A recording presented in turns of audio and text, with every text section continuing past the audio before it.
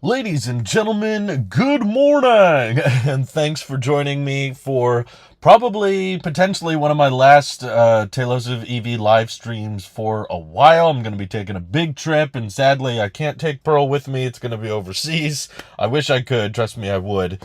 But yeah, today I ended up having a little bit more time. It's really busy stuff behind the scenes, but I had a little bit more time than I thought this morning, so I figured, hey, you know what I haven't gotten to do in a while? Haven't been able to stream for you guys. And there was a topic that I wanted to dive into, but I don't know if it constitutes its own video. I don't know if Lordstown as a brand deserves its own dedicated video, but man. So I guess this is the third official electric vehicle pickup truck that's actually gotten an EPA rating. Because of the insane weight of the Hummer EV, they were able to bypass the... How much logic does that make, right? If your vehicle is over a certain weight, you don't have to get it EPA tested. That makes perfect sense, right? But yeah, I've been somewhat like relatively following this brand for a while. I remember long before production started, they got this old plant. I believe it was from GM. But it started as this like workhorse brand, and they experienced delay after delay after delay. And when I remember when I first found them, deliveries hadn't started yet for the Rivian or the F-150 Lightning. And at the time I discovered Lordstown, they actually were the ones on the record saying, I think, we're going to be the first electric pickup truck on the market, because they said we already got the factory and we already got the design, and our design's super simple because we use these in-hub motors, and we're going for fleet buyers, and, they were just insisting that they already had a design and that they already had a factory line ready to go. And I think it was me and my friend Nick were talking about them on the EV podcast one day. And we were just like, well, from the surface, it seems like these guys are going to be ready. Obviously, that was met with delay after delay after delay, and capital shortages. And then Foxconn invested heavily into them so that they had this kind of joint partnership in this old factory line out in literally Lordstown. That's the name of the city. And yeah, obviously, because of all the delays involved and everything taking way longer than they expected, the vehicle was not, it was definitely not the first electric truck on the market. I think that was still Rivian. But then the F-150 Lightning came out, and now, I'll be honest, I see them very regularly. Pretty much every time I drive my car now, I see an F-150 Lightning. At least where I live in this region, it's incredibly common. It's still cool. It's not like, so common it's boring, but I always try to catch one. F-150 Lightnings kind of blend in with the crowd a bit. But man, okay, so Lordstown started production, and I think they made something like 14 or 15 vehicles. But they kept saying that they're only for fleet buyers, but no one was really explaining to me how many a fleet constitutes. But to me, like, I mean, Canoe is doing something similar, but I don't think I've seen a reveal of any kind of the Canoe EPA range. We haven't. I'm on the fueleconomy.gov website right now, by the way, and I don't see Canoe at all. But I'm just trying to give you a efficiency numbers so you guys know how bad it is. And again, this is from a government website. It's not some, independent weird webpage. Maybe they did the range test wrong. I hope that's the case, but this is I guess the more concerning thing to me, because you guys have heard me mention in the past, like, I don't love the obsession with the range numbers in the first place. Like the 100% range figure, I always think is kind of dishonest. It's not very accurate. But what's more shocking to me than the actual range number, I just chose range for the title of the stream because that was shorter and it was kind of a long title. But what scares me most is the efficiency. R1T, quad motors and everything, and, no pickup truck. Inherently, the pickup truck design language is not very, and I don't just mean Rivian, I mean all pickup trucks have fairly unaerodynamic shapes. So they're not that great. I mean, yes, for an electric, for any pickup truck, 64 miles per gallon equivalent is basically unheard of. You won't get that, even with a good hybrid pickup truck. F-150 Lightning I have a lot more respect for, actually. I think it has the best efficiency in the pickup truck business right now. 68 miles per gallon equivalent. And it's like, yeah, okay. But then over here we've got the Lordstown, 48 miles per gallon equivalent. Now, that would mean one thing if they packed this with an insanely huge battery pack, right? Like, okay, the Hummer EV is super inefficient. I can't even add it to this list because it's so inefficient. There's no option. Oh, it just erases the whole thing. But yeah, even if I try to select Hummer, it's not really here. It's not really a thing. So yeah, for a truck, I guess. Let me just put another Lightning up there because there's several of them. Ford already has multiple range options of the Lightning available. So we'll do the four-wheel drive extended range and compare. But here's the funny thing. The Hummer EV is super inefficient because it's super heavy, right? Well, the Lordstown Endurance does not have that big of a battery pack. Looking at their webpage, if you scroll down, for one, they got their in-wheel hub motors that reduces the number of moving parts and improves vehicle control. See, I always thought that the hub motor approach was supposed to help them with efficiency, because now you don't need axles really connecting the wheels as much. You have independent motor control, because yeah, you have fewer moving parts. I also thought that would help with production. So yeah, they have a private video if you log in and make an account with them. But this is their hilarious tech spec page that I've looked at. Their battery capacity, 109 kilowatt hours. So this has a smaller battery pack than the Rivian, and it has a smaller battery pack than the Lightning. So not as much energy, and yet way worse efficiency. And you know the craziest thing about it? Like, I don't even think it's that bad aerodynamic-wise. I mean, yeah, it's a truck. A truck can't be that good at aerodynamics unless you go radical with it like the Cybertruck. But to me, this front hood design and the frontal surface area and everything looks very... it looks very similar to the Lightning. And I know at highway speed, it's the aerodynamics that plays the biggest role. But I think one of the biggest caveats here is, I guess, the curb weight, 6,500 pounds. That's pretty crazy. But the Rivian, I think, is around 7,000. So the battery pack's not as big. It has less, axles, I guess, with that hub motor approach.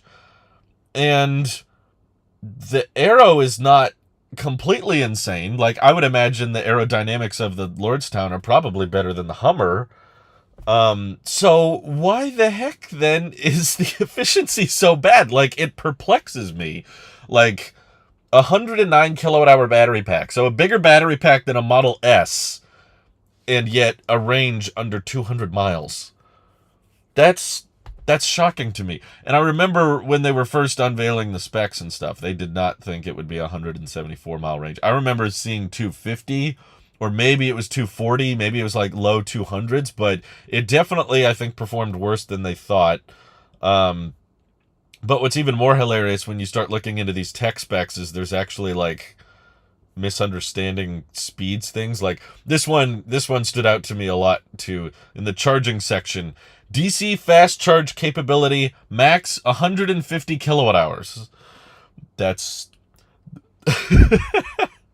You say kilowatt hours. This is another good beginner lesson moment for everybody, because we have this mistake often in the EV community. So, you say kilowatt hours when you're referring to the size of the battery pack, because that implies you could sustain 150 kilowatts for 1 hour. If you're referring to charging speed, you say kilowatts. You know, the peak speed of the car, like this car, for example, the Model 3 that I'm in, has a peak charging speed of 170 kilowatts. Okay, you wouldn't say it has a peak speed of 170 kilowatt hours. That doesn't make sense. That's an energy unit versus a current. And And most Teslas, like the longer range ones, max out at 250 kilowatts. You don't say 250 kilowatt hours because they don't have a 250 kilowatt hour battery pack. I guess you could, it would make a little bit more sense if you said 250 kilowatts per hour, but that's not really sensible to say in my opinion, because you're not going to sustain that speed for an hour anyway. So I'm finding it quite hilarious that there's like legitimate typos in the or like basic electric vehicle misunderstandings in the tech spec sheet, which is just this big PDF that's not very low resolution. Warranty, and if that wasn't good enough for you, the warranty is not very good. The base warranty is 36,000 miles. Most Teslas are like 50,000, which I thought was kind of hilarious, especially because the cycle life is going to be probably pretty bad. Yeah, nowhere do they say this is a lithium iron phosphate battery pack. That would almost excuse how bad the efficiency is, but it really doesn't. And their whole company brand, like you see it right up here in the webpage, work for it. Everything's all about like, yeah, get it done. Do your own work, you know, like make it happen. Do it yourself. No excuses. Well, here's a bunch of excuses. Solid axle rear suspension, electric powered steering. I would hope so. But yeah, the payload of this thing is also not that impressive. A max payload of 1,050 pounds, I feel like is kind of low for a truck of this size. I'm pretty sure it's higher than that on the F-150 Lightning, but yeah, the AC charge capability, 11 kilowatts. But also, terminology aside, can we just acknowledge that 150 kilowatt peak charge speed? Yeah, I know that the F-150 Lightning has the same peak charge speed, but still not great.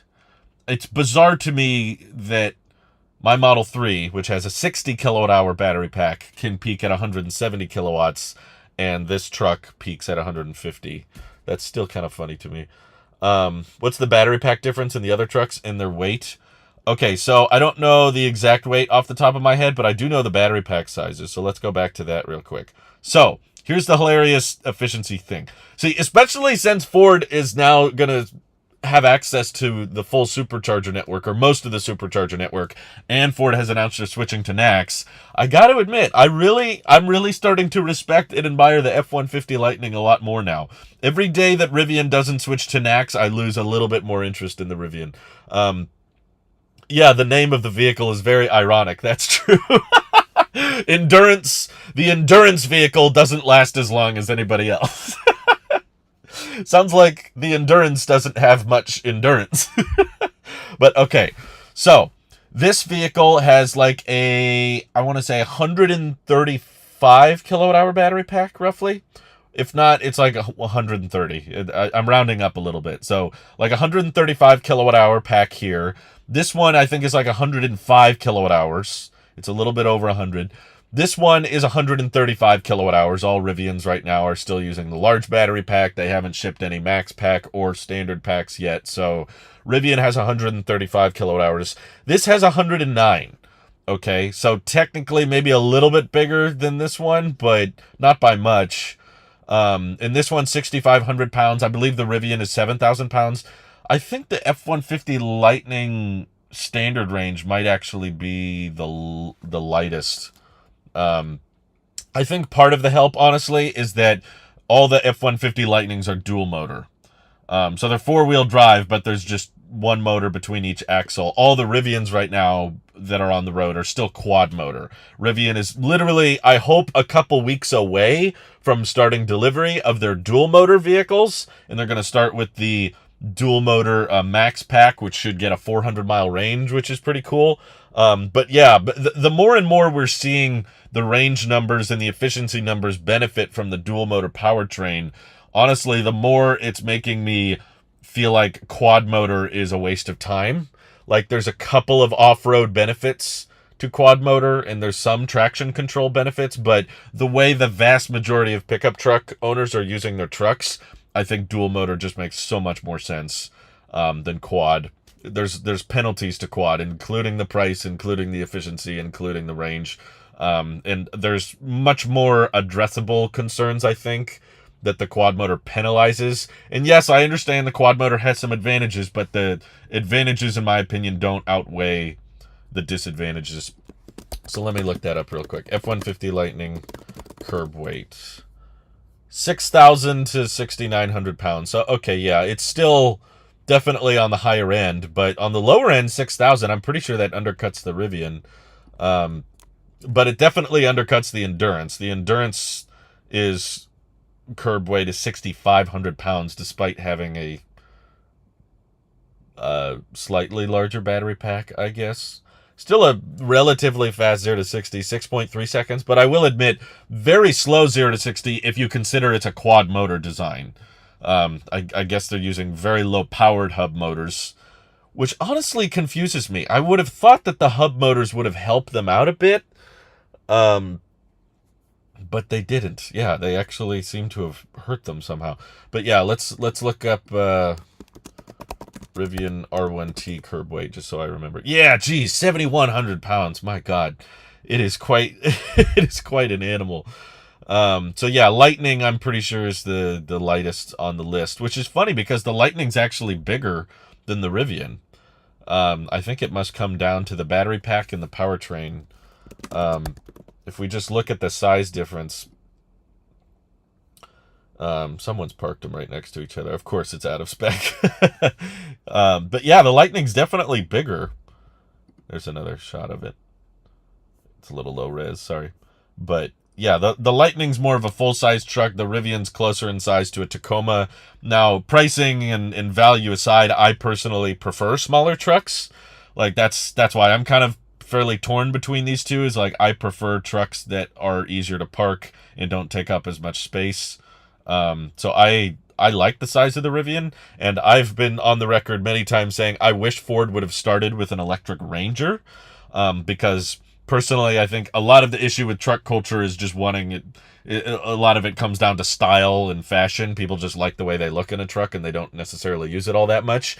So if we're transitioning to a more sustainable, efficient future with electric vehicles, I would have preferred we start off with the smaller trucks and kind of do what Rivian did and try to make the smaller truck more practical. So even though it's not as big as an F-150, it has the gear tunnel, lots of space, it's got a good frunk, and also it has this gooseneck style tailgate that opens up and extends the bed length by quite a bit, so that you can get almost just as much work done with the Rivian as you could an F-150. I like that approach. I would have rather Ford start with the Ranger, but I understand why they did F-150, because everyone buys the F-150. Carplay DM says, hub motors add a lot of unsprung weight. That's an interesting theory. Ivan says, speaking of NACS versus CCS, who do I think is next to switch?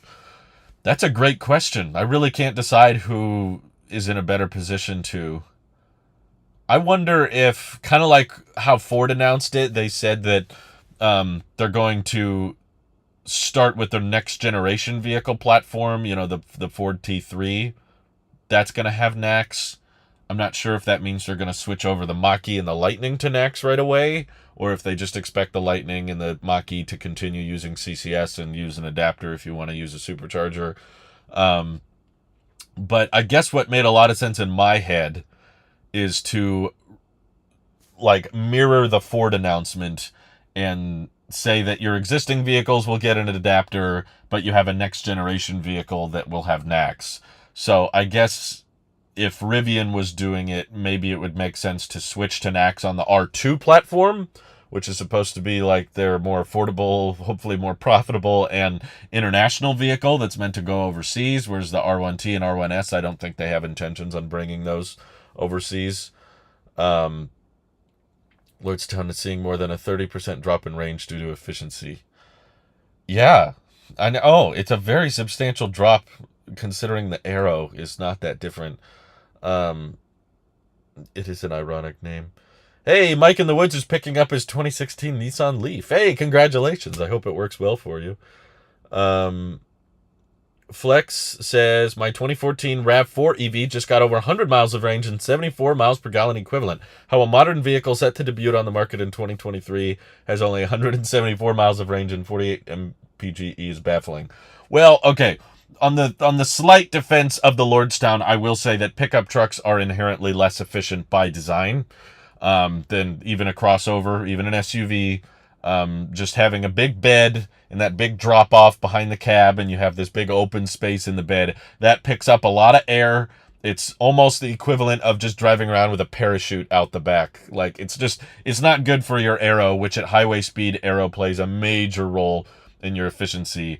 So by nature, pickup trucks are typically just not that great. But I can't even find evidence, like looking around on the web, I haven't seen, does Lordstown even have a frunk? Is it the first electric truck without, does the Hummer have a frunk? I hope it does. Okay, that's the third most common result. Okay, it does have a little bit of a frunk. Let me show you here. I don't know if this is a prototype or not. It definitely looks unfinished. But yeah, okay. At least it's got that going for it. But I was just thinking this design is definitely not like F-150 Lightning style, where the front end opens up. Just has a bunch of air intakes around this big grill. I don't really understand it. That's one downside of the Rivian, is it doesn't have the F-150 Lightning style frunk. But yeah, you're right though. At the end of the day, Flex, you're definitely right that it's funny that 2014 electric vehicle, which definitely had way worse technology and batteries available at that time, is still able to beat out like a brand new 2023 electric vehicle. You would have thought it could at least get close to the same efficiency. Let's see. My brother was going to get a new iPhone from Marketplace. Oh, yikes. That's not good. Well, don't do that. Leave him a negative review. Sorry, that's not really EV related, but I'm sorry to hear that. I hope he's okay. Apple's Under the Sun says, studying abroad overseas in Czech, I've not seen one Tesla yet, and I've been here for a week. The rest of the EU and the Eastern Bloc are totally different markets. Yeah, it's kind of bizarre when you think about how the Model Y is the best-selling vehicle in Europe, and yet there's parts of it where you won't even see one. Yep, that happens. Dovena says, how come Cybertruck won't come to EU? Sucks. I don't think it's even road legal in the EU. I think the EU doesn't typically get a lot of pickup trucks that size. Cybertruck is going after the best-selling truck in the world, which I wish it wouldn't, honestly. I would rather them try to rethink the form factor a bit, but I think Tesla's just going after, well, we know there's demand for F-150 style, or F-150 size, I should say, not style, pickup trucks, so that's the dimensions they went off of, which those dimensions are not very good in Europe. But that's okay, probably, because shipping them over to Europe would be more expensive anyway. So they're just going to tackle the biggest pickup truck market in the world, and that's the United States. And the best-selling trucks here are F-150, Chevy Silverado, and Ram 1500. So they went after those dimensions, and I don't think the existing Cybertruck design could be sold in Europe. I think there's some pedestrian safety thing, or there's some stricter rules on larger vehicles like that, but especially because of how much of Europe has much smaller roads than the United States does. So they've said before, I don't know if we should trust them on it, because Tesla goes back on their word all the time, but Tesla has said before that they would make a smaller size Cybertruck for the rest of the world, but I don't know if they will, to be honest. I don't know if they need to financially, if it makes sense. Or if they just leave that up to the R2 platform for Rivian, leave it to someone else. Someone else will cater to that market, not us. Let's see. Let Tesla continue to destroy the EV market. Yeah. Tesla's going to destroy the market by opening up their superchargers so that everybody can benefit from them. Ivan says, my money would be on VW, but what do I know? VW is not a bad guess, because they definitely seem very forward-thinking, in my opinion. Like, they seem to understand, at least there was a guy that used to be at VW that had a lot of respect for Elon and showed him the ID3, and I remember Elon saying some nice things about it. They've had some software issues, but it feels like Volkswagen is on board with the electric vehicle transition. They're pretty aggressive with their production capacity and how quickly they can roll out new factories and how quickly they can ramp up production. So I guess, but the only reason I would say VW might not be next, as in who's next to adopt NACS, is that they kind of, maybe not directly, but they kind of indirectly own Electrify America. They're kind of behind that whole thing. And Electrify America is definitely all on board the CCS train, right? So that's why you still get, I think, a couple years of somewhat unlocked Electrify America charging. Like you get 30 minutes for free or something like that at every Electrify America. So there's definitely some more ties with EA and VW, and that might prevent them from wanting to switch to NACS. What I'm trying to think of, like, Ford is a pretty big EV maker outside of Tesla. They're making, at least in the US, they're like in second or third place in terms of, I think the only reason Ford is in third place is because the second place is the Chevy Bolt, but they're not going to make that anymore. So, while all of the data right now is pointing towards Tesla's number one, Chevy Bolt is number two, and then Ford is number three, Chevy Bolt's days are limited, so I kind of consider Ford like the number two EV automaker in the US. So that's what makes me think this is a big deal that they're switching to NACS. They're going to cover, Tesla already covered the majority of EVs, but now they're going to be even more of the market share. It's going to be switching to NACS and adopting to superchargers and stuff. So yeah, I hope everyone eventually switches, for the record, but I'm honestly thinking that it would probably be cheaper and easier for a startup to switch. I think it's a much more complicated, it's a far more complicated switch for a vehicle that's already in mass production, which is why, in case you're wondering, they're not just switching the F-150 Lightning and Mach-E over to NACS like right now. I understand that. I know some people out there that were angry. They were like, they should switch to NACS right this second and stop producing CCS. I'm like, when you got the assembly lines going and you've got demand for your product, it's not that easy to just switch everything over. And the software may not be ready for it on Tesla's end. They probably have kind of decided to adopt NACS and to switch to superchargers somewhat recently. And it's going to take time for them to get the engineering right, get the wiring right, and get the software ready. And there's probably a lot of testing and calibration that needs to be done before they can do that. So I understood the timeline. I'm grateful that they announced it the way they did.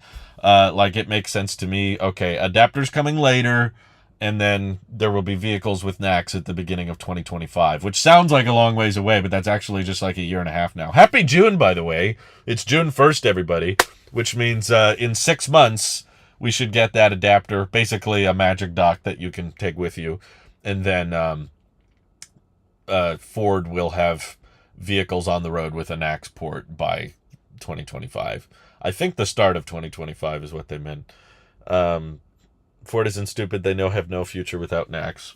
Yeah, I think these days I haven't seen evidence of Electrify America getting better, is the thing. Like, I've been following Rate Your Charge for a while, and if anything, the data is showing that Electrify America is getting less reliable and less consistent. And every day that happens, it just further solidifies Tesla's lead, or anyone that adopts NACS lead. Love our Model 3, but I want a Rivian truck once it uses superchargers. Yeah, I mean, technically there's, 10 or 12 superchargers with magic docks that a Rivian can access, but I know that's not what you mean. I think the next best thing, if you can't get NACS or don't want to get NACS for whatever reason, is to have your own native charging network, which is thankfully what Rivian is doing. I will admit, if you're going to have CCS, which I don't think you should, but okay, if you're going to have CCS, build out your own network. That's one thing I will appreciate and give credit to Rivian about, is that they're not just saying, we're going to rely on Electrify America to do all of our charging. That really annoys me about legacy automakers and even some startups like Lucid that are just like completely oblivious to the charging infrastructure. Like, that doesn't matter. They just need to focus on the car and the product, and that's it. We don't need to worry about anything else. We're just going to sell you the car, and then you can figure out how to charge it. That's a bad idea, and that's the opposite of what Tesla did. Tesla realized how important and crucial the charging infrastructure was, which is why they built out their own network, and they started early. And while Rivian isn't as early as Tesla, they at least are building out a charging network. And I've seen the Adventure Network chargers out in the wild. And they seem to be building them pretty quickly. There's a Twitter account you can follow called I think it's like RAN something. It's like Rivian Adventure Network. RAN Tracker, I think is the name. Yeah. At RAN Tracker is the Rivian Adventure Network Tracker. And they're constantly just tweeting, they're almost done. Here's what they're working on right now. Or here's the new site openings. And honestly, on that road trip I took a couple months ago to my parents' place, I plugged that same exact route in with a better route planner, and 3 out of the 5 charging stops we'd have to make in a Rivian would be at a Rivian charger, not Electrify America. So by definition, most of the charging would be done through Rivian, not EA. And I've seen a lot better reliability reports from the Rivian Adventure Network relative to Electrify America, because, of course, the RAN network right now is exclusive to Rivians. No other EV can charge there. And because you have that vertical integration, you have a charger and a stall and a vehicle that were all designed by Rivian. So you just plug in and it starts charging and it works. And I'm like, okay, that's a good start. So if you want CCS, I think that's a good way to handle it, is not say we're going to rely on some third party that doesn't know what they're doing to handle all the charging. We're going to build out our own chargers and integrate that into our software so that it's easy to just plug in any destination and you can go wherever you need to go. But yeah, I still think it would be better if they switched to NACS, obviously, because then the port is much more compact. It's much easier to hold. It handles higher speeds in the future, so you build in some longevity. And it sounds like there's going to be more vehicles in the future with NACS than probably already there's more vehicles with NACS than there is CCS. And by the way, when I'm comparing NACS to CCS, I hope this goes without saying, but I'm comparing it to CCS 1. I'm not talking about CCS 2, which is one of the biggest misconceptions I still see on the internet all the time. People think that all CCS is the same CCS. They're like, well, all of Europe, the rest... Well, that's another funny one I hear a lot, is people say, the rest of the world uses CCS, and I'm like, no, it doesn't.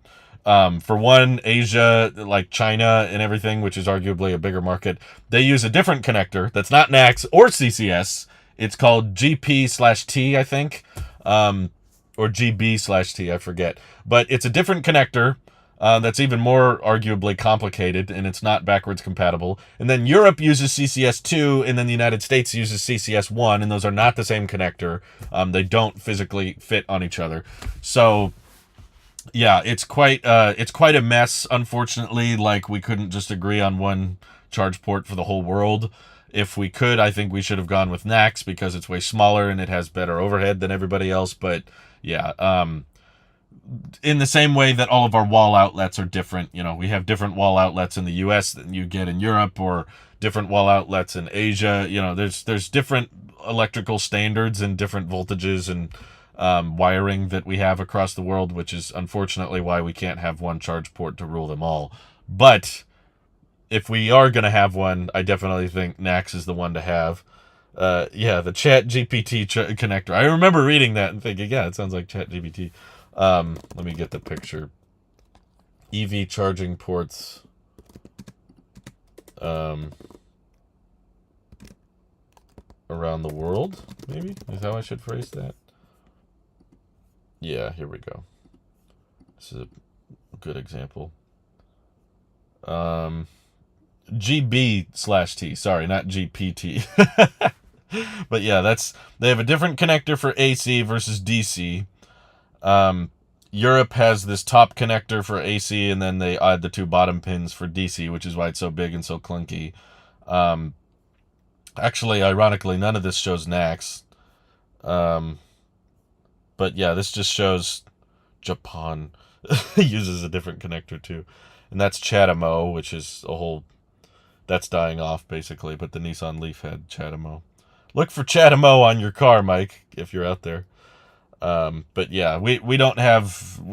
That's a very common misconception I still hear quite frequently online. Here's a better example.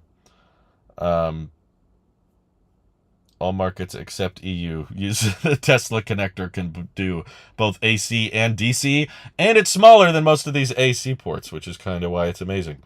And I love it. Not many people take their cars overseas. That's true. That's why it's kind of annoying, but it's not a huge deal. I mean, there's a lot of like we just talked about, there's a lot of countries that have right-hand drive.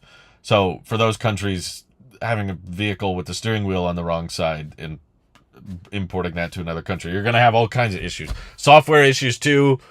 Even if the connector is the same, there could be different voltage standards and software that's programmed for a different country, and it may be kind of difficult to get that software switched over to the US version and stuff. So yeah, it does make importing vehicles a lot more complex, but that's not a super common thing anyway. Let's see. Just came back up from cleaning out my Mazda. Gonna miss it. It's been good to me, but time to go fully electric. It does have CHAdeMO. Any Nissan Leafs from 2015 onward do, I believe. But yes, I confirmed mine does. Fascinating. I'm excited to see those videos. Tesla is going to end up being the Chevron of EV charging. Yeah, I would say they kind of already are. Most EVs on the road are Teslas, and most of them charge at superchargers. So they're pretty much already there. Ivan says there's 2 Electrify America 350 kilowatt chargers by my Walmart, and they never work. How do you know they don't work? Do you check them? Texas Scientist says EA got me stranded on a trip once, and I sold that EV and got a Tesla. Nobody got time for their nonsense. Yeah, I know, right? That's a shame. I don't blame you at all for that, of course. Not many people would take their... Jeez, I'm getting so many texts right now. It better have Apple CarPlay. See, look, that's the other thing about Ford. They got they're doubling down on the CarPlay, unlike GM, who is saying they're going to remove CarPlay. Tesla and Rivian never had CarPlay, so I feel like that's different. GM's the only one actually moving backwards. Like, we had it, but we don't want to have it anymore, which I think might turn out to be a mistake. I feel like if you're not going to have CarPlay, it just means you have to have a really, really solid operating system in your vehicle, and you have to have a lot of options. And so that's one thing why I don't wish I had CarPlay in my Tesla, because the software on the car is really, really good. There's a lot of customization. It's elegantly designed. It's fairly intuitive, and I'm using it right now. Actually, I'm using it for looking at the chat, because I'm showing you guys my screen and stuff. My MacBook screen is pretty full. But I can pull up YouTube through Tesla Theater, and even through Tesla Theater, I can go to YouTube Studio and access so it's full screen and everything. It's great. It's like I got my own little tablet built into the car that can do work-related stuff. And, you have Zoom meetings, and you've got Apple Music integration and Spotify integration, and you got dog mode, and you can access the interior camera through settings, which I do sometimes just to show people that there's more cameras than you realize. But yeah, like, if you're going to have just no Android Auto, no CarPlay, then just make the software really, really good. And I think Rivian's doing the same thing. As far as in-car infotainment and in-car displays and software and UI and everything, I feel like Rivian is the closest to where Tesla is, which makes sense, right? Because Rivian is a bunch of former Tesla employees. I wonder where that chart was. I had it at one point, but there was a chart showing where most of the Tesla employees went when they left Tesla, and the highest percentage of them went to Rivian. Like, there's a very, very high ratio of former Tesla employees that all end up working at Rivian, and that's why there's a lot of Rivian software and Rivian features that seem very Tesla-like, very Tesla-inspired, is because it's kind of a bunch of Tesla people just working without Elon now. And instead of a sedan or a crossover, they're working on pickup trucks and SUVs. So that's why I think a lot of people like Rivian, is because they're very similar to Tesla in many ways, just without the robo-taxi BS, Jackson says, I live in a very oil-based city in Canada, and I must have freaked out my neighbor when they drove by with a performance Model Y. I just stared in shock because I never see them, and it was just fascinated. Yeah, the performance really does wow people, doesn't it? Texas Scientist says, their software is similar even. I like it. Well, they've got the same, landscape center display. And they have, similar to full self-driving visualizations, they've got passengers and cars around the car. You pull down twice on the gear stalk to activate, not autopilot, what is it called? Like Driver Plus or something? So yeah, it's like when people tell me, I don't like the Cybertruck. Can't Tesla also make a normal looking truck? Who was it on Twitter that kept asking for that? I didn't understand them at all. Who was it? I think it was Value Analyst or somebody. They just kept over and over saying, Elon, can you please make a normal pickup truck for people who don't like the Cybertruck? And I'm like, dude, they've got over 1.5 million reservations for this thing, and you want them to complicate it already. Tesla, can you please make like a pickup truck that looks like every other pickup truck on the road, that gets worse range, that has worse efficiency, that's harder to build and more fragile because it doesn't have an exoskeleton? I'm like, dude, you've got 50 of those. You're going to have so many electric pickup trucks that look like all other trucks on the road, like the F-150 Lightning, which is already out. And that's going to have supercharger access too on top of that. But you still want Tesla to make one? I was like, dude, if you want Tesla to make a normal looking pickup truck, just buy a Rivian. That's really what it is. It's a bunch of former Tesla employees that made a normal looking pickup truck, or a semi-normal. I guess the headlights are a little weird, right? But it's not a Cybertruck. Rivian does precondition the battery. They were having some issues with the battery overheating in the past, but yeah, I hope they got those fixed. When is the next Tesla event? I guess there should be an earnings call. I don't know if you consider that an event, but there should be a Tesla earnings call end of July. That would be the Q2.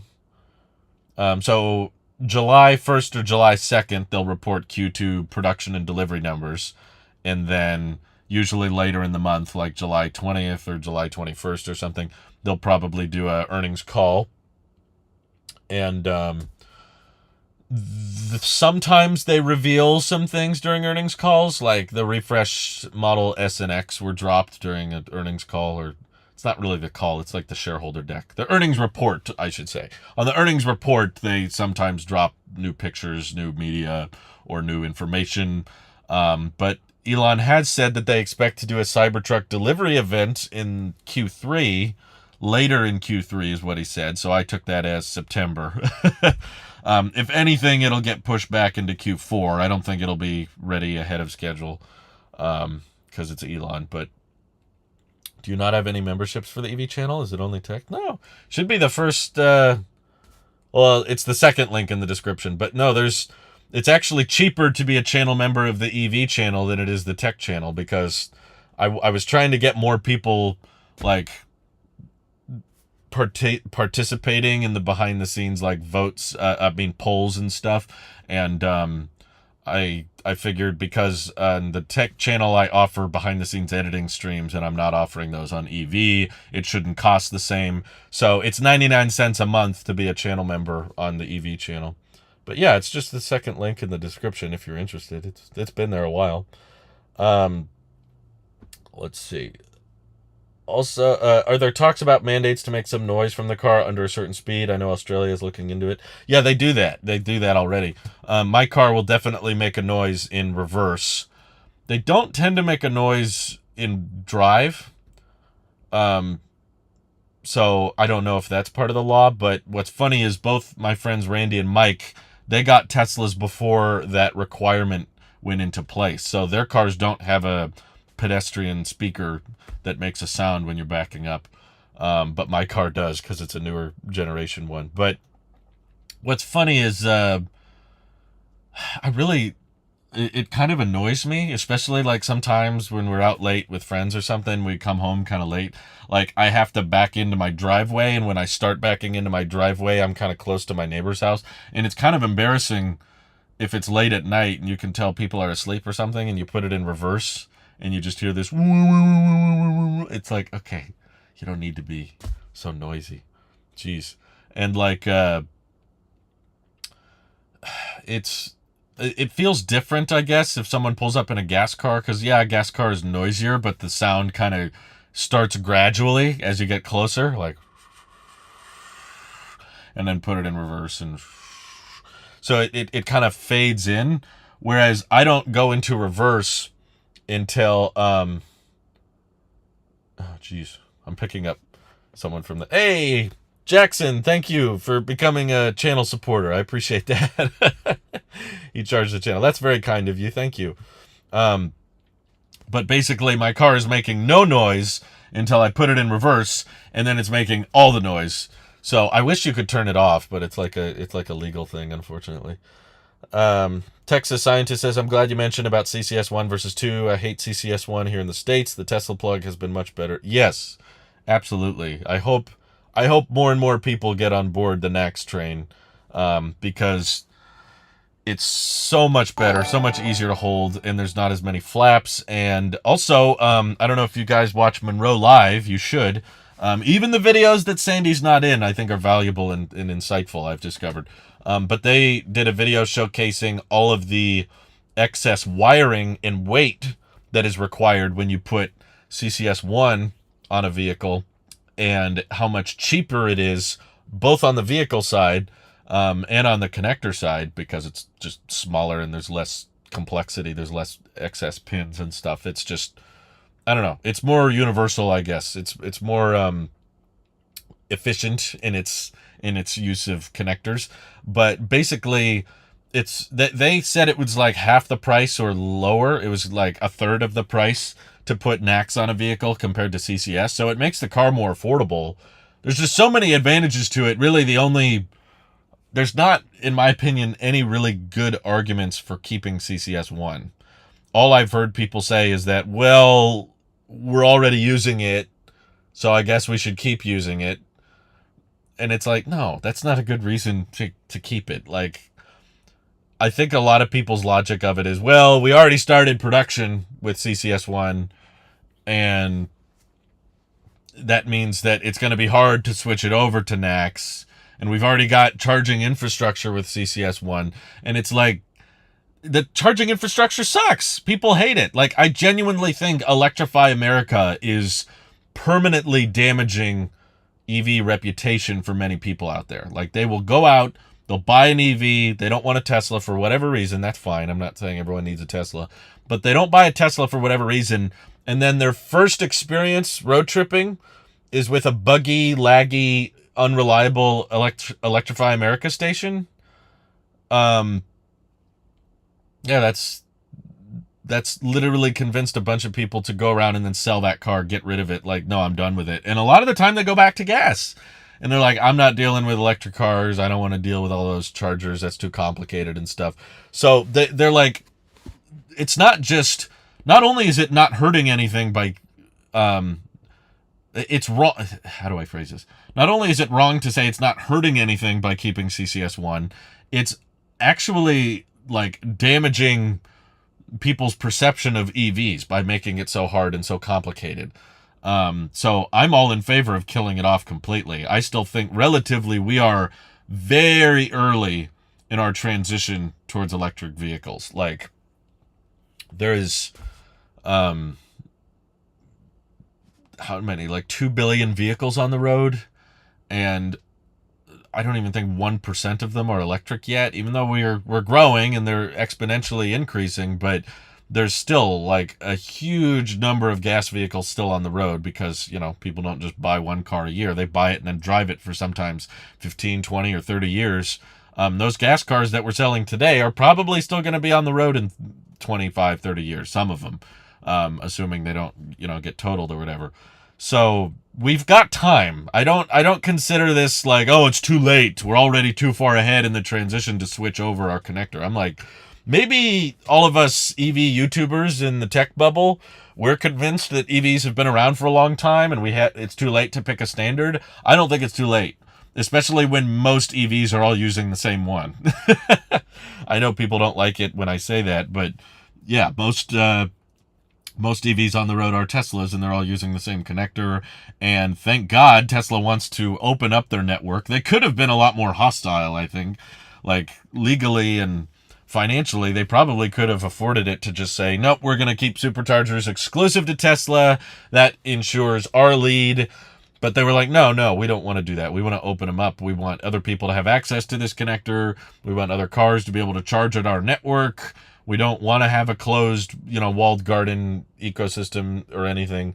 So I'm super grateful for that, because I do think that helps the transition. It's like Tesla directly saying, even if you don't want to use, if you don't want to buy our product, you can still use our charger. Fizz Whistle says, if everyone uses NACS in the future, will Tesla be the only provider of DC fast charging? Superchargers are the best, but competition is good. No, they wouldn't be. EVgo has already announced they're going to accommodate for NACS. That happened months ago. The NACS is an open standard now. It means there is a port with a design, and other people can accommodate for it, including, if they really wanted to. I don't think they will because they're stubborn and kind of stupid, but Electrify America, if they wanted to, they could have NACS on their cables. They totally could. There's nothing inherently stopping them from doing that now, that the standard is open. So EVgo has already announced that, like I said. So there are, I don't think there's very many of them yet, but EVgo, let me find that article. Tesla does not become the only charge provider. EVgo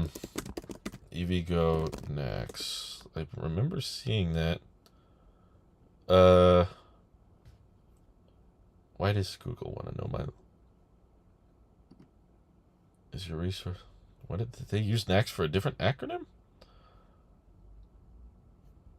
EV charging calculator. What the heck is this? But no, I remember... Maybe it wasn't even... Where was it? Is it in the news section? Yeah, all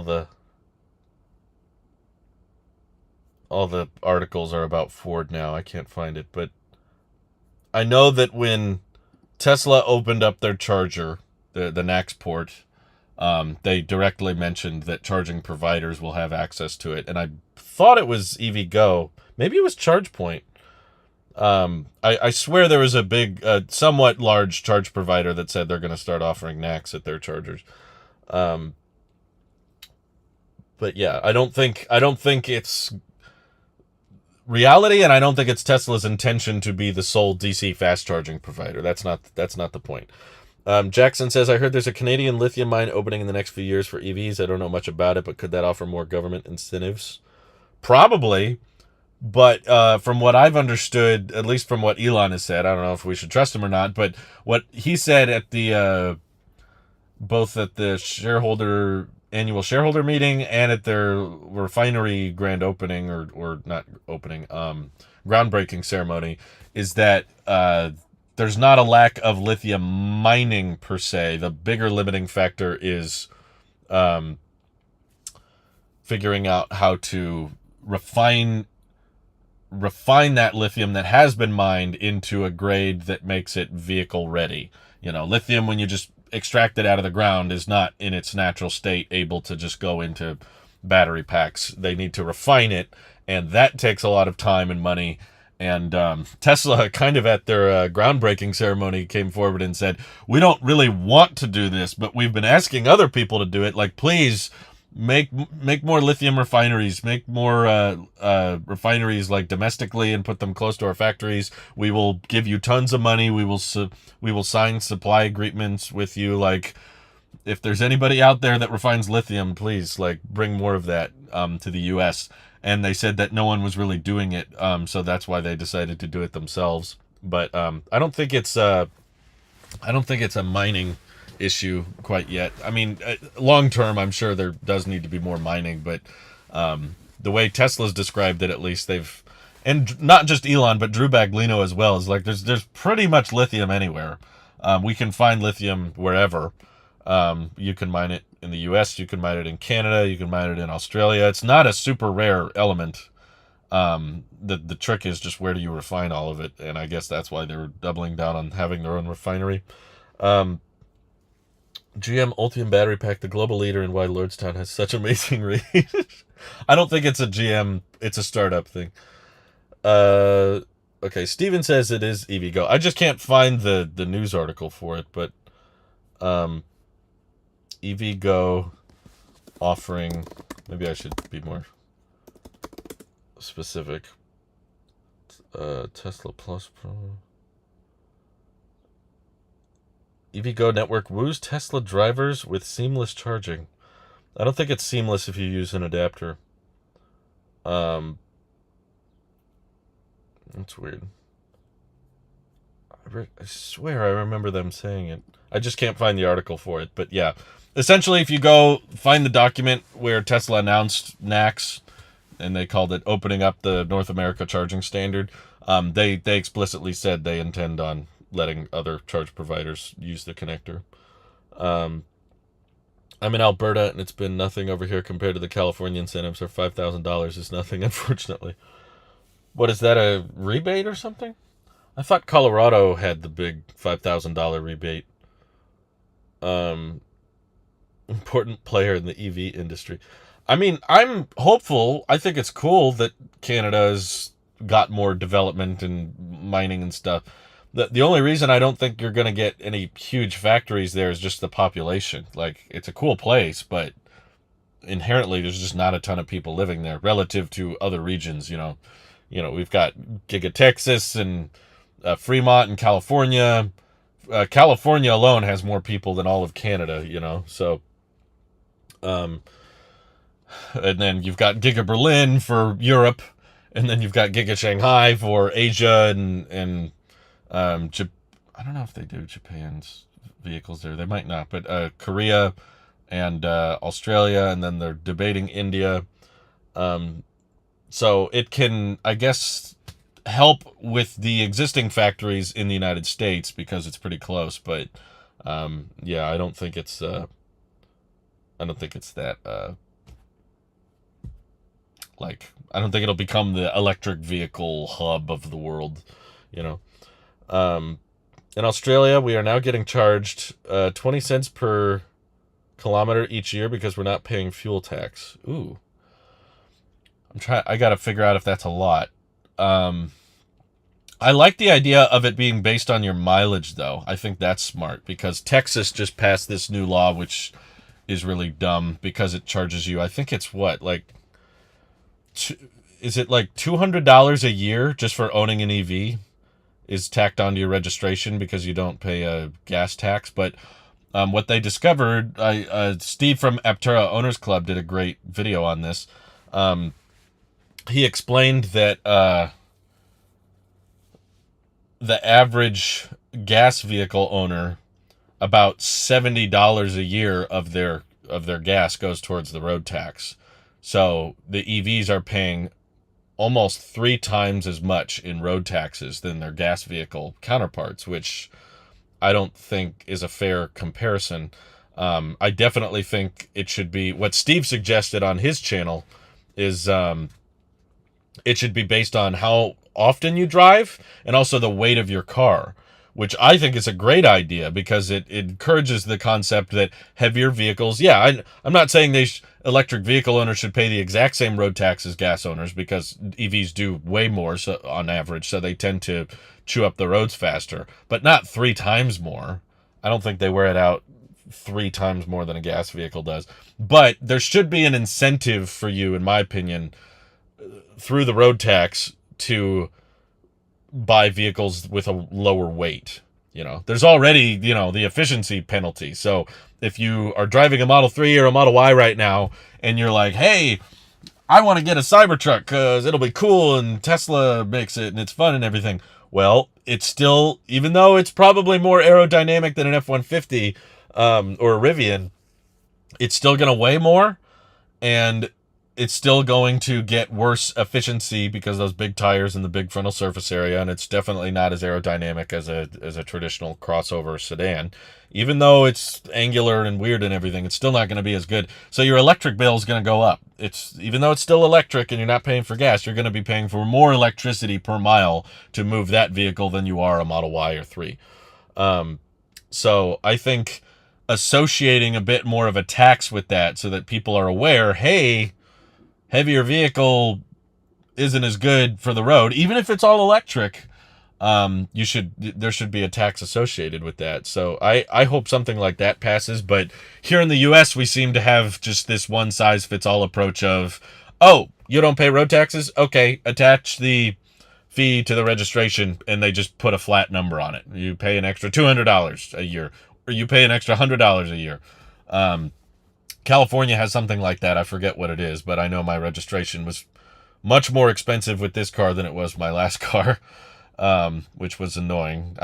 I didn't buy this Tesla to save money, for the record. I never thought I would break even on it. I bought it because I like it and I enjoy using it.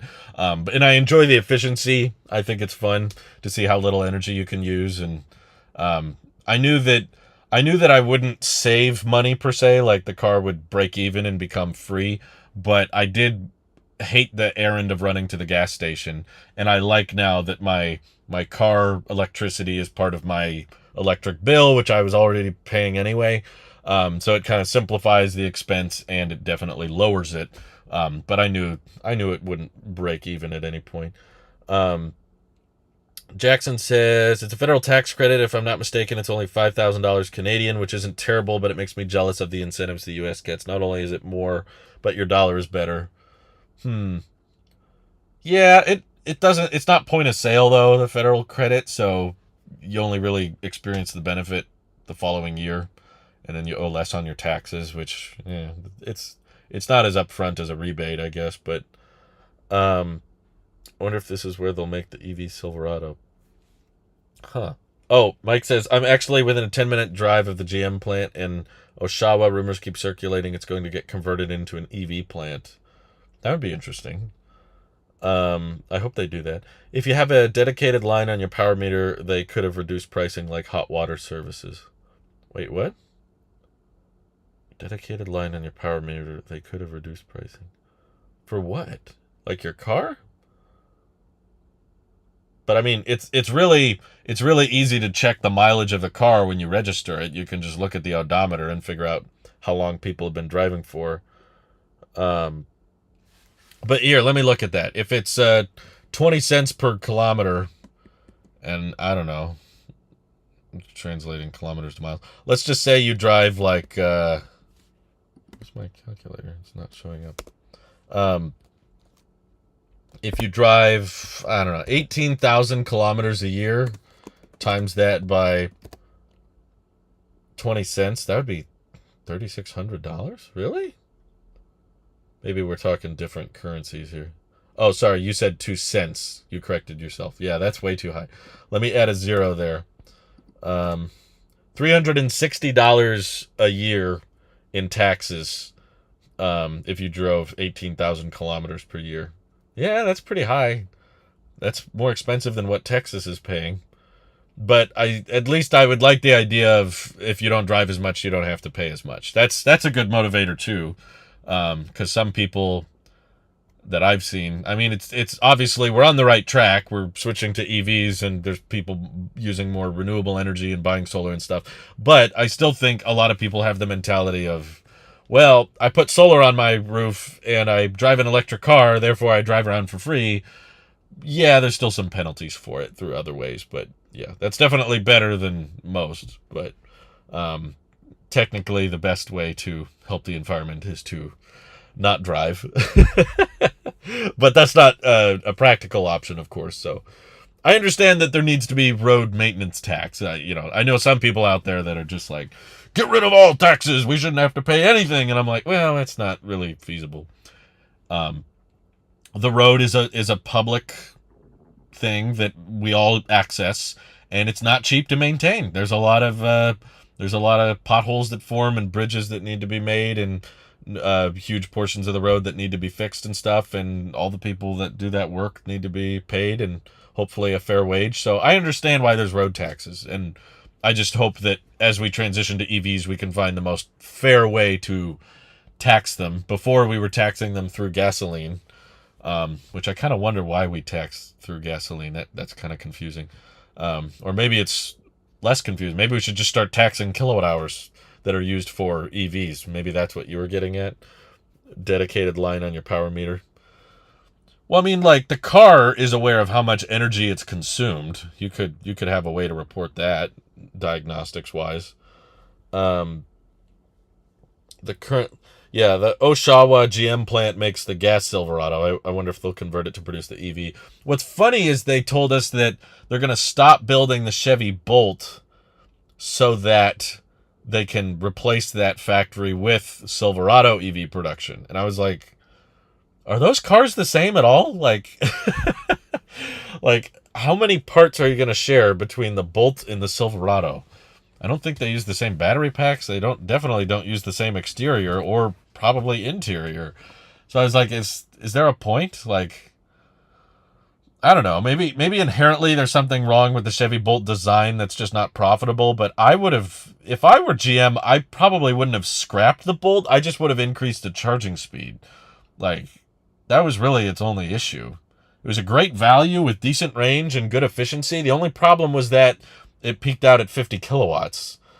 And I'm not an engineer. Maybe it's way more complicated than I thought. But I would have just beefed up the high voltage wiring and the cooling system in the Bolt a little bit to make it, like 150 kilowatts at least, and then just keep making the Bolt. But maybe it wasn't profitable to make it. That's why they're scrapping it.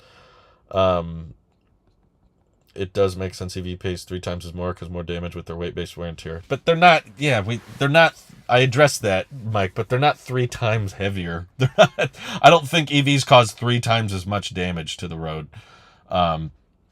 Like, I understand. I agree that the road tax for EVs should be higher. I just don't think it should be 3 times higher. And that's what Steve was getting at. Like, most gas vehicle owners through the gas tax were paying on average $70 a year in road taxes, but they're expecting EVs to pay like $200. That doesn't translate, in my opinion, to the added weight penalty.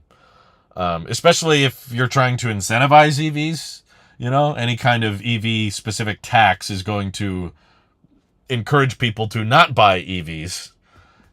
I like having more demand problems because then the companies have to try harder, but this is outside of that. This is just like taxes and how the government regulates it. So maybe the EV pays, $120, $140 in road tax, whereas the average gas driver pays $70. But $200, I don't know. That feels kind of steep to me. Tesla just broke ground on a battery factory in Lordstown, Texas. Really? Is this news to me? I'm gonna check Twitter, see if you're telling the truth, because that's where that's where the truth is. I don't see anything about that, but that's cool. I just wish, honestly, as far as like plants and factory lines and assembly lines and stuff, I personally wish that there would be more lithium iron phosphate production in the U.S. domestically, because I feel like Tesla acknowledges this too, but Elon, in their master plan part 3 and everything, they said they expect like most electric vehicles to be LFP in the future. And I'm like, okay, if you believe that, why are we spending so much time on the 4680 production, which is supposedly just, I guess, good for energy dense cells or high volume cells for Model Y. I guess it's quicker. But I don't know, should it be? Like, if LFP doesn't require nickel or cobalt, and it just needs iron, and that's super plentiful, that's one of the cheapest elements you could put in the battery, like, why isn't there as much of a push from Tesla to build more lithium iron phosphate in the States? Because then you could actually let the Model 3 rear-wheel drive, this car, excuse me, get the full $7,500 tax credit instead of half of it. And then, apply. This is why, honestly, I don't think Tesla needs the Model 2 or the compact car or whatever. I genuinely think with the right manufacturing line and the right supply chain, you could get the car I'm sitting in right now probably around $30,000. And then federal tax credit, low 20s after that. So switch it to single piece castings on the front and back, just like the Model Y does. Do your little interior trickery. We lost the gear stocks. Yay. I don't know. Replace the door handles with door buttons like the Cybertruck. I don't know. Do some little interior efficiency gains. But if you built the lithium iron phosphate packs in the U.S. rather than imported them from China, you would access the full $7,500 credit. Or you could do the BYD Blade battery pack style and make it a structural LFP pack. So the batteries would be made closer. They wouldn't have to be shipped as far. they reduce the parts and they reduce the number of robots required for the Model 3 by switching to castings on the front and back. I think you could probably get it down a lot cheaper than what it is right now, just by doing that. And but no, Tesla's all focused on 4680 right now, and I guess continuing to use 2170 cells all the time. Yeah, all EVs, I guess you could say, are automatic in a way. So it's just bizarre to me that there's not more of a push. I think I've heard of some companies saying they eventually are going to do. Didn't CATL say they were going to do a battery plant in the U.S.? But it's not like within the next year or something. It's like long-term plans. And Panasonic is going to work on 4680 cells too. I don't know. I think that for the iron-based chemistry, cylindrical doesn't make as much sense, because you can't store as much energy in the cylindrical format, and you don't need to worry as much about the cooling system on LFP because it's such a stable chemistry. Like, all I'm trying to say is I'm so happy, I'm so impressed with my car. I love it, and the range and the efficiency and the charging speed, and I'm like, this is fantastic. Why aren't we building more of these battery packs? Like, it's crazy to me that, as far as we can tell, this is the only Tesla using these batteries right now in the US. And they have all these advantages. They're probably easier to maintain. You don't have to explain to the consumer who's probably never bought an EV before. You don't have to say, oh, by the way, you should really only charge to 80%, and then on a trip you charge it to full. No, you just charge it to full all you want. Treat the car battery like you treat your phone battery. You just plug it in when you need to. Don't think about it. The cycle life is good.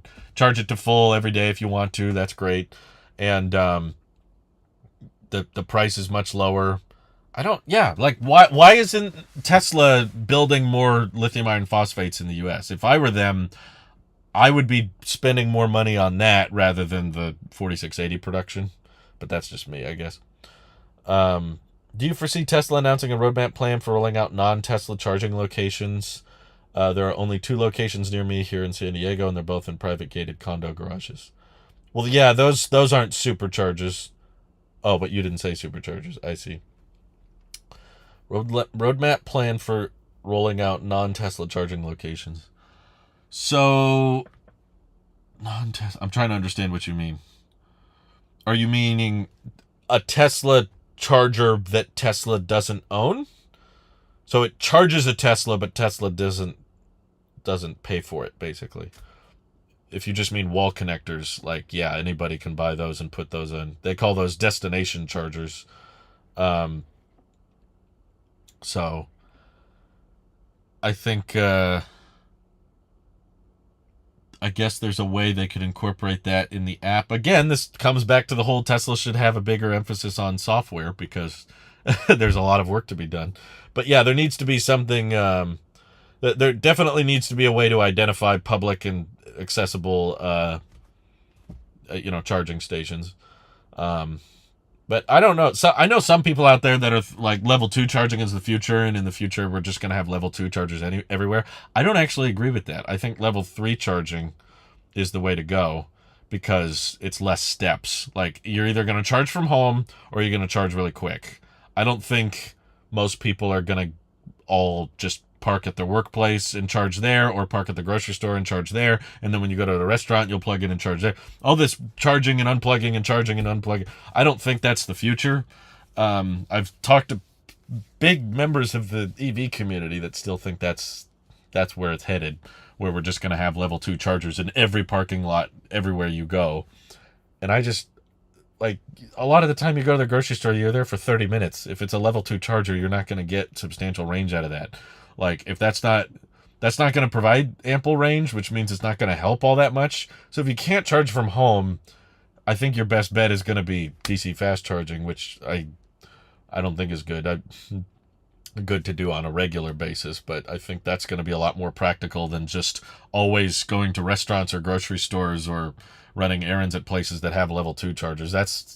We don't spend like 4 or 5 hours a day running errands, basically. Or at least in one place with the car plugged in. I don't think that's going to work.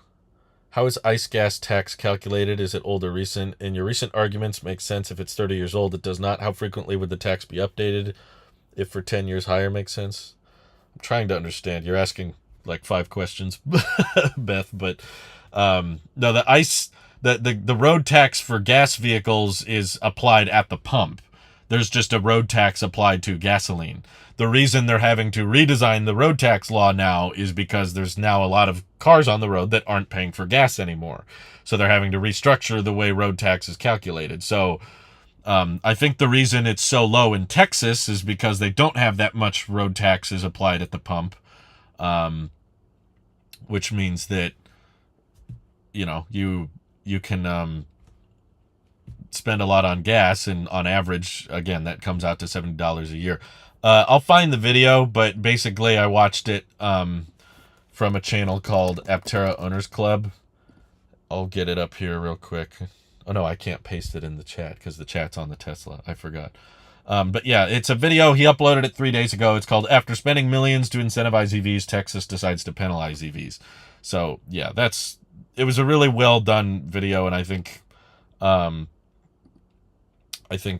he brought up some excellent points that the government probably won't listen to because they're the government. Jackson says, I like the idea and practice of LFP, but I hear poor things about performance in the cold weather. Is there a way they can improve the quality when dealing with cold weather? I still take issue with that criticism because the truth is all batteries do bad in cold weather. No, I understand that LFP might do worse than nickel, but it's not like nickel is flawless in the cold climates either. There's always consequences in the extreme cold weather. Like, yeah, I road tripped in fairly cold weather on my last big drive. And yeah, it limited the charging speed a bit, but it wasn't like deal breaking. We still arrived at our destination faster than the trip planner expected us to. And again, most driving is not road tripping. Most people are commuting, in which case, in my opinion, I think the rough averages are about correct. 80% of charging, I think, will be done slowly at home overnight. That's just always going to be the cheapest way to do it. It's going to be the most sustainable way to do it. So yes, there are some consequences of iron-based batteries not staying really warm, which means they can't charge as quickly, but that's, to me, a bit more of a specific use case. Road tripping, which is not all driving is road tripping, but when you're road tripping and you're below, like, 20 degrees Fahrenheit, then it's charging speed is limited. But it's, again, you're still going to have limited charging speeds in a long range vehicle too. So I don't think it's as big a deal as people make it out to be. It gets annoying if you're at a mall for several hours and your car's done charging in like 30 minutes. You have to run back out and move it. Yeah, I'm saying if you go to a mall, I'm not saying you're going to DC fast charge it. DC fast charging, I think, will just be mostly for road trips. And if you can't charge at home, you're probably just going to DC fast charge once a week. But you're not going to DC fast charge at the mall while you're doing something else. You're just going to sit in the car and wait for it to finish charging. And then you'll be good for a week or 5 days or whatever. I don't think the future is every single parking space on Earth essentially has a level 2 charger. That's going to cost way more. And as EVs grow in popularity, there's going to be less and less level 2 charging stations available. You're not going to be able to rely on it. Like, okay, if you found a parking space with a level 2 charger and you can plug in, that's cool. But I don't expect malls or businesses or locations are going to all offer enough level 2 chargers for everybody. Just people who get first dibs essentially will have it, but it won't be something you can consistently rely on. Mike in the Wood says, I owned my Model 3 over this past winter. No issues aside from your expected range loss. Coldest temperature, I think, was negative 22 degrees Celsius. Dang. Yeah, they started originally shipping LFP Teslas to Canada. I think they went to Canada before they went to the US, which is a much colder climate. So, yeah, I think that the cold weather issues for LFP are exaggerated. Like, yes, it's real, but it's not a deal breaker. And again, it's making the assumption that the 2170 cells in other Teslas don't experience charging issues or range loss in the cold either. They definitely do. All EVs experience, honestly, all vehicles experience range loss in the winter. It's just inherently worse for your efficiency. But I don't think the differences between LFP in the cold versus nickel, manganese, cobalt in the cold are that different. Like, I'm sure it's a difference, but I don't think it's as massive as people think. Ricky says, I live in Texas, and I don't understand why Tesla has a factory here. People who buy Teslas in Texas have to leave Texas to come to Texas. What? No, there's a loophole, Ricky. I don't think you understand that law properly. Yeah, they can't technically deliver the vehicle straight to the customer, but you finalize the order online so that you've technically bought the vehicle through some server somewhere. So you don't actually buy the car when you pick it up. That's just a delivery center. You do not have to leave the state to pick up the car. That's not true. Tommy says, Aptera has to ramp up production quickly with how Tesla is lowering prices and more seeing compared to its two-seater. They might be out of price. Tommy, I did a whole video on that. Come on. Did you watch that? I did on Aptera versus Tesla's Model 2. You're completely missing the point. For one, the 25... according to Dave Lee... Let me... Here we go. I don't have time for this. There's so many people texting me.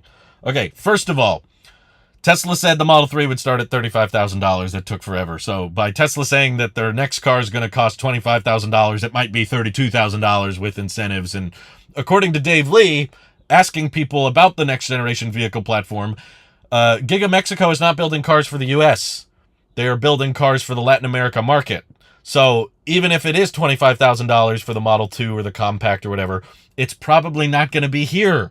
Compact cars don't sell that well in the U.S., so I don't really see how it competes with the Aptera.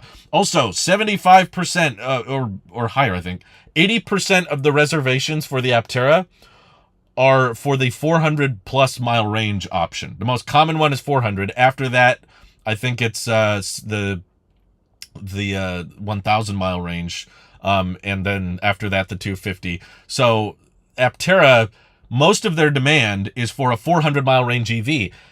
The $25,000 Tesla is not going to have a 400-mile range. I'm sorry. And also, the Aptera is having a huge emphasis on efficiency. It can charge itself. It doesn't need to plug in.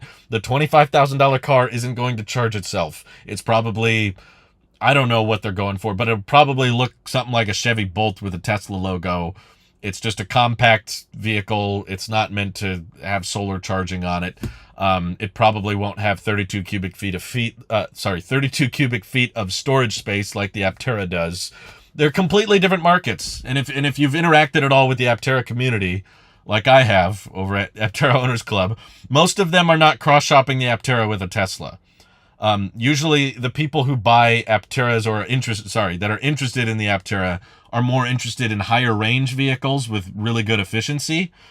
And they've said, okay, if Aptera doesn't work out, if they don't make it to production, I'll go with a plug-in Prius because I can get, 600 miles of range or whatever. I don't think a lot of them are cross-shopping with $25,000 Teslas because you can find $25,000 Teslas used anyway. But Tommy, your whole thesis is that Aptera is going to have a demand problem, and that's the opposite of what they have. Aptera has way more demand than Lucid does. They've been climbing steadily. They still, I think, now have over 42,000 reservations, and they're not even planning on building that many a year, which means even if they started production tomorrow, they would still have a multi-year backlog. So the demand is not I don't see how the Model 2 competes with the Aptera at all. Other than pricing, they have very little in common. One is very basic, one is going to be very cheap, one is going to be very radical with its design language.